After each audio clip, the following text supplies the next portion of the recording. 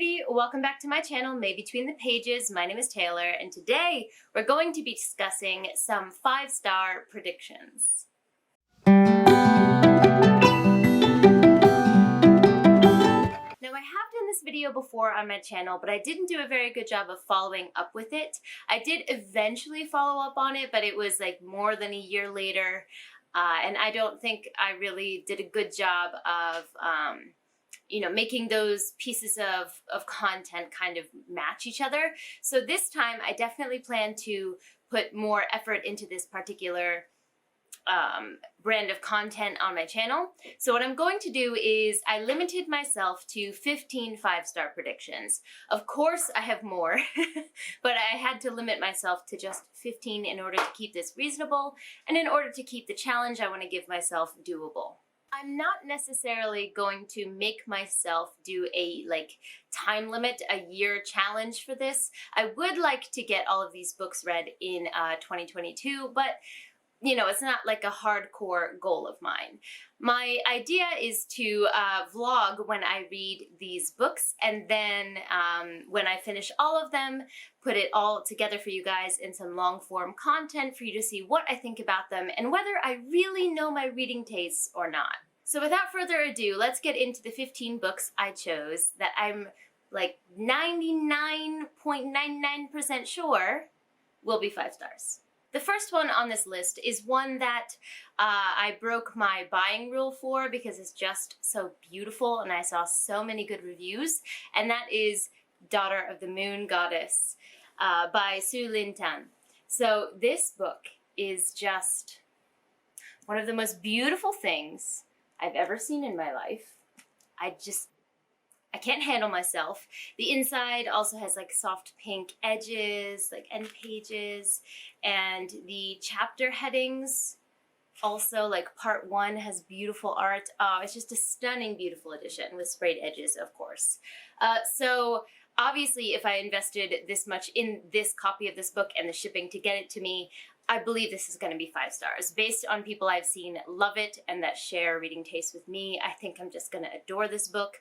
Honestly, I do not know much about it at all, except that it is inspired by Chinese mythology, which I'm a mythology and folklore nut. We know this about me on my channel, so just everything is pointing to the fact that I'm going to love this book. Except for the fact that there's this damn signed by the author sticker on this cover that I spent so much money to get. Publishers, if you're listening, I mentioned this in another video and a vlog that I did. If you're listening, no one fucking wants this. No one. I've never met a booktuber that's like, oh, thank God, there's a removable or a non-removable sticker on my cover. Honestly, this is a removable one, and it feels worse because I feel like I'm gonna try to remove it, and it's gonna leave that gunky after thing, and it's gonna ruin my cover, and it would have just been better to leave it alone. And I'm now paralyzed with indecision because I don't know what to do. No one wants this. For the love of God, stop putting it on here, especially when we pay really decent amounts of money for copies like this. Now that rant is over, yes. 5 stars. Full 5-star feels coming from this book. That's part of the book. No, it's not. I know it's signed by the author. I don't need a sticker telling me that. I don't need one. The next book on this list is The Hunger of the Gods, which is the sequel to The Shadow of the Gods by Gwynne. I read this book at the beginning of this year. It's a contender for one of my favorite books for the whole year already. I used, I think, a packet and a half of tabs tabbing this up. I loved it. I'm obsessed with it. This is a grimdark fantasy, very strongly based in Norse mythology. And the gods that you see on this cover do deign to grace us with their presence. So this is not clickbait. This is an incredible book. The fighting scenes were amazing. The plot twists were wonderful. We follow 3 main perspectives. One is a mother who's on a vengeance quest. Another is a slave who we don't know how he's escaped, but somehow he's escaped, and he's trying to join a band of mercenaries who is very famous and is hired, by people who have a lot of coin to spend. And then we follow a third perspective, which is another woman who is a mercenary in like a lesser known band of warriors who basically capture people, like their trade is in people. So it is amazing. The magical aspects of this book are just off the charts. The scale of the magic and the mythology is mind-blowing. And I have full expectations that the second one in the series is going to deliver the same that the first one did. So, absolutely 5-star prediction for The Hunger of the Gods. I have it on pre-order. Cannot wait to have it in my hands. This next one is actually a gift from Sarah from the Only Good Book Club. So thank you so much, Sarah, for being just such a wonderful, lovely person. But that is The Helm of Midnight. Now, this was one that was an anticipated release for me. I think it came out in 2021, I believe. And this was on my anticipated list, but I never actually got to it. And it was on my wish list, and Sarah ended up picking it up for me and sending it to me. And first of all, it's stunning. It's getting a little dirty, as these matte covers always do. If anyone knows how to clean these or keep these clean, let me know, because I feel like just the existence of fingerprints just destroys them. But it is a gorgeous book. But this is basically a mix between the detective story and fantasy. So there is this Helm that is imbued with the spirit of a serial killer from the past. I believe from medieval past, if I'm correct. And I don't remember how it happens. I think people are trying to steal it, and then they accidentally release the spirit of this serial killer into the present world. And there's a group of detectives who have to find and reprimand and, take in the spirit of the serial killer before it wreaks too much havoc. And this just sounds like something I'm going to love. I love thrillers. I love fantasy. This just seems like a mix of everything I adore. I get 5-star feels from this. I had wanted to read it in January and just didn't get around to it. Also not going to get to it this month. But this is definitely one that is a high priority for me for this year, and I cannot wait to read it. The next book is actually on its way to me right now, which is House of Sky and Breath, which is the second book in the Crescent City series by Sarah J. Maas. So the first one being House of Earth and Blood. Again, here's that goddamn sticker. Clearly, I haven't had the guts to take this one off yet. We'll see if I ever will. But this was actually a surprise for me when I was sitting down and thinking about the books that I wanted to include on this list, because Sarah J. Maas is not someone, I like her works, but I see them more as book candy in between other series that I read. But when I read Crescent City, well, I ended up getting the special edition because it was pretty, essentially, and I know this is nitpicky, but I hate the way that the American spine is straight across. I hate it so much. What a waste of space. This is the way you should be doing the spine for this. Look at this. It fills the whole thing out. Stunning. So I know that sounds really, really shallow, but that's why I ended up getting a special edition. And I was like, oh, please don't let me regret this. And I didn't. I ate this book up. I loved it. It made me cry. I don't know, I was just obsessed with it. And I was pleasantly surprised by how much Sarah J. Maas was able to really bring me into the story. So this was 5 stars for me, and I have full faith that the second book will also bring me those same vibes. The next book is going to be a surprise to absolutely no one who's heard me talk about my top series in the last couple months, but that is going to be the 4th book in the Dandelion Dynasty, Speaking Bones. I do actually own the other books in this series, but in the States, so I can't physically hold up its predecessors, but this book is so hyped for me. I have complete faith in Ken Liu. I'm not worried about this being 5 stars at all. I fully expect that he's going to deliver, because even though each book in this series has felt slightly different, to the other ones, and the way that it's handled, in the themes, in the pacing. Well, the pacing is kind of similar, but a lot of the things about those books feel different from each other, and yet they've all been 5 stars. So I have just full faith that this book is going to follow through on all of that. Ken Liu is amazing at making you invested in not only his characters, but his world. He takes so much time to just let you sit and simmer and enjoy the depths of this world that he's created. And I just can't wait to throw myself into the 4th installment. The next one is A Magic Steeped in Poison. Now, this is a book I know almost nothing about, but I saw the cover and I was like, this is stunning. This is beautiful. I'm not usually into pastels. You can see, from behind me, it's not usually my vibes. this drew me in from the very beginning. Now, I don't remember minute details from the blurb when I read it. I just knew that I put this on my 5-star prediction list like as soon as I read it. But what I do remember is that I believe the main character, her family makes tea, so her trade is to make tea. But then there's a poison that kills someone important, I believe, whether it's a king or a queen or some kind of royalty, and its medium is through tea. So she accidentally poisoned someone, I think. And then somehow her sister is now like embroiled in this issue, and she could also end up being poisoned. That's kind of the vibes that I got from it. But essentially, anything that has to do with magic and tea and has this cover, it's gonna be 5 stars. It's gonna be 5 stars. The next book is Locklands, which is the 3rd book in the Founders trilogy. So the 3rd book, the first book being Foundry Side, and the 2nd book being Shorefall by Robert Jackson Bennett. So these two are 2 of my favorite adult fantasy books. This is one of my favorite series.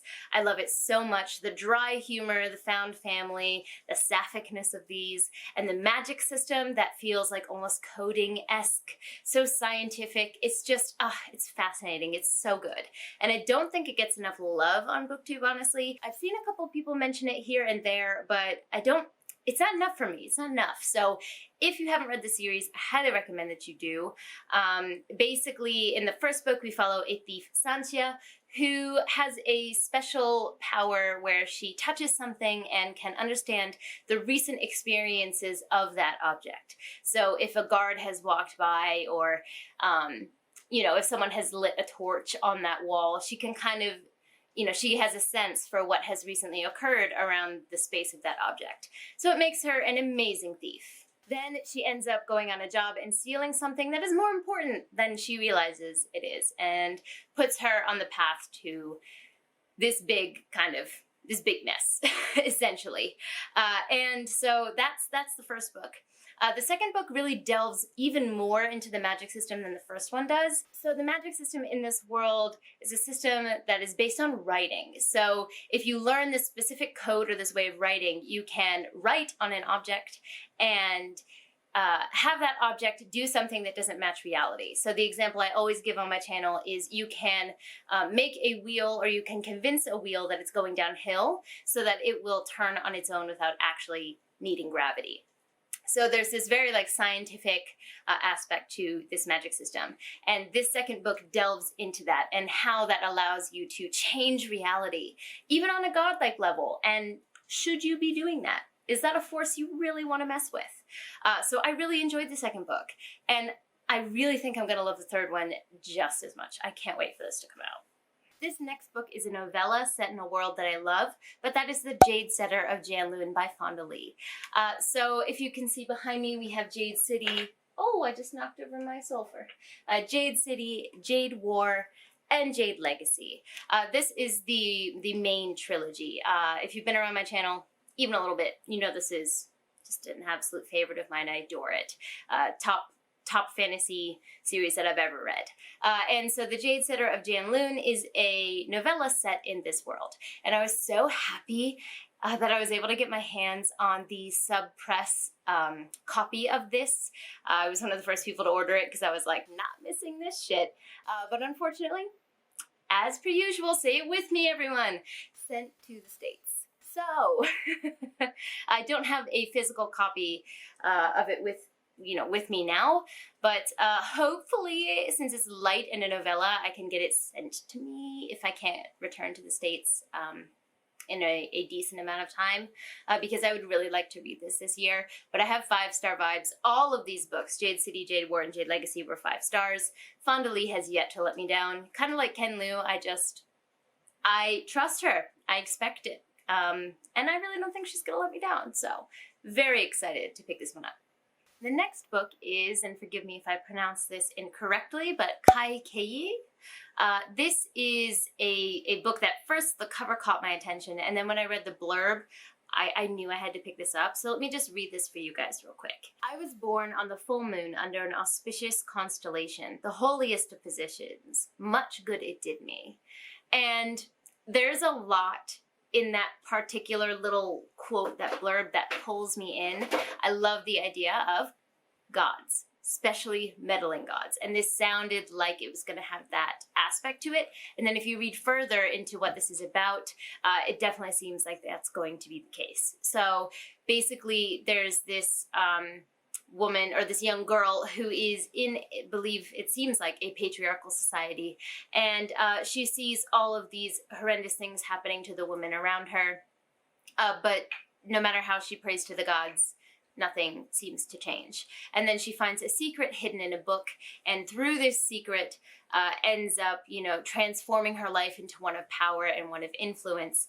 But it seems like there's this otherworldly threat that becomes imminent, along with the threats that come with just, you know, human life. And it just seems like a story that has a lot of themes that I'll enjoy. The idea of, you know, power, its corruptive nature, how to balance, you know, having it, and how that kind of interacts with the cosmos and with, you know, daily life of humans. It just seems like it has everything that I'm gonna love. So I cannot wait to pick this up. It is a new release this year, as almost all of these are, so I haven't gotten my hands on it yet, but it is 100% top priority on my radar.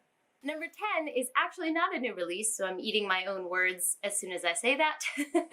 But the next book is Pride and Prejudice by Jane Austen. Now, this I'm supposed to have already read, but I haven't, so hopefully I can get to it soon. I really do want to pick this up because I feel like I'm going to love it. I love snarky characters that kind of poke fun at the time in which they're written, usually through, you know, the author's view of the world in which they live, and I've heard Jane Austen does that in almost all of her works, but especially in Pride and Prejudice through the main characters here. When I was in university and read a lot of Victorian fiction, I didn't really go into the Regency period, which is what Jane Austen is from, that time frame, so I don't have much experience with it, but a lot of people who were in those same classes with me also adored Jane Austen, and they had like similar, you know, feelings as me towards classics. So I think I'm really gonna enjoy it. I think I'm gonna love the dry, witty humor, and I'm so excited to pick this up. The next couple ones on this list are self-pub or indie books. So the first one is Nightfall, which is the first book in the Nightmare Chronicles. I've been getting slowly more into horror, slowly figuring out what I enjoy and what I like, and basically everyone who has similar taste to me or who is in like the self-pub world has loved this entire series. They're really short books, easy to get through, but people really seem to be impacted by them, and it's made me so interested in picking them up. The premise of these, as far as I'm aware, is that suddenly all the light goes from the world. There is no light left, there's no sunlight, and all is darkness. And it's about what would happen to humanity, how it would survive, can it survive, does the actual humanity of humans survive in this case? And I don't know, it sounds like such a really interesting premise. I get 5-star vibes. I definitely am gonna pick this up this year, no question. Another self-pub book that I get 5-star vibes from is Legacy of the Brightwash. Now again, this is one that I don't know super detailed things about, but I do know that it was an SPFBO finalist, or maybe it was one of the winners. It was definitely top 10, it was a finalist, in, I believe, 2021, yes, just last year. So it's gotten amazing reviews. Basically everyone who's talked about it has talked about how the intricacies of this world work together. What I know about it is that our main character, I believe, is not necessarily a police officer, but an enforcer of sorts for the law in this world. But then something in his personal life that suddenly makes him question the morality of these laws that he has been imposing his whole life, kind of throws his world in turmoil, and then we follow him, I think, as basically things go to shit, is what I get from the blurb. I also remember there's a dead body that shows up somewhere, but just from the reviews I've seen, the impressions that I had from the blurb, and just the general love that I've seen for this particular book, I really think it's going to be 5 stars. I have really high hopes for it, and I love supporting self-pub and indie authors, so if I can actually physically buy this one, I'd like to, although I do think it's available on Kindle Unlimited. But yeah, this is absolutely a 5-star prediction for me. And to close out the self-pub indie section of this, we're gonna mention a series that no one should be surprised, but that is The War Eternal, the first book being Along the Razor's Edge by Rob J. Hayes. Behind me you can also see The Lessons Never Learned and From Cold Ashes Risen. Those are the second and the third books. And then the fourth book, Sins of the Mother, is supposed to be coming out this year. I'm not sure of an exact date, but I know Rob J. Hayes has tweeted about it, and I'm so excited. I'm chomping at the bit. I love this series. I love Eska. She is a bitch queen, horrible character, and I love her. I love her for it because she matches the world that she's in. So I have done a summary of this series before, but just a quick one. Basically, we follow Eska or Eskara. It's her old self reflecting on her younger life, so if you don't like that kind of storytelling, maybe this won't be for you. It has a very distinctive narrative voice. And essentially, Eska has been trained as a weapon. She's a sorceress, so she's been trained solely to serve the nation that she is a part of. And that nation goes to war with another one, and then her nation loses. So she ends up being put into the highest security prison that they have. They capture her and put her in what's called the pit, which is miles and miles and miles underground where no light can be found. And this first book is her forging her life, her way through the pit. And the world is unforgiving and brutal, and so is Eska. Like I said, she matches the world that she's in. If you don't like swearing, these books also might not be for you. Just keep that in mind. But I would highly recommend this to anyone who loves grimdark, gritty, and morally gray characters that really make you question what you really consider to be okay and not okay. Book number 14 is The Splinter King, the sequel to The Black Coast, which you see behind me here. So I have a full individual review for The Black Coast. I loved it. I loved my entire reading experience with that book. And because I am trash and a horrible human, I haven't read the second one yet. Even though I put this on my pre-order list and got it as soon as I could, I have not opened it. So I don't know what's wrong with me. This is a high priority. The Black Coast was one of my favorite finds of last year. Again, not enough people talk about it, so if you haven't heard about it and you want to see if it'll work for you, I will link, like I said, the whole review down below. But the sequel, I have really high hopes for it. The first book really focuses on something unique that's in fantasy nowadays, I think, which is the idea of cooperation between different cultures, not necessarily war and destruction between different cultures, and having that be a goal. And it's just refreshingly different. So I have really high hopes that the second book is going to continue in that regard. I do think the first book was a little too perfect at the end, a little too tied up into a bow. So I do have high hopes that this second book is going to kind of take those plot threads and not tie them up so nicely and complicate them a little bit. But we'll see. We'll see. Definitely 5-star hopes, though. Book 15 is another sequel, and that is Amari and the Great Game, which is the second book in the Amari and the Night Brothers series. I don't know if that's what it's called, actually. I don't have a series name. But, yeah, the sequel to Amari and the Night Brothers. This was a 5-star book for me. I loved it. I adored every page. So I have really high hopes for the second book in this series. I really think it's going to deliver as much as this did on the whimsy and the unique new world. Just to talk about this particular copy, this is my first time having it on camera, and I'm realizing just how shiny and gorgeous it is. So this edition was sent to me by Anne-Marie over on Bookish by Nature. She's just a wonderful, wonderful human who I've talked to for a while on this platform. She's heard me mention that I wanted this particular edition with like the shiny gray sprayed edges, the shiny cover, and then, I mean, come on. Come on now, like, how can you not want that edition? So she heard me mention quite a bit that this was the edition I was like fiending after, and she sent it my way, which just, BookTube is amazing. People who love books are amazing. You're amazing, Anne-Marie. So I'm obsessed with having this in my possession. I also ordered the other special edition version of this, so I wouldn't have to go find it after. So I'll have a matching set. Well, I don't know if they're going to match, but I'm going to have a special edition set. I'm very excited for it. If you don't know what Amari and the Night Brothers is about, don't know where you've been. But essentially, Amari is just having a rough time of it. Life is not going her way. She's getting kicked out of school or being threatened to be kicked out of school, and her brother has just recently gone missing.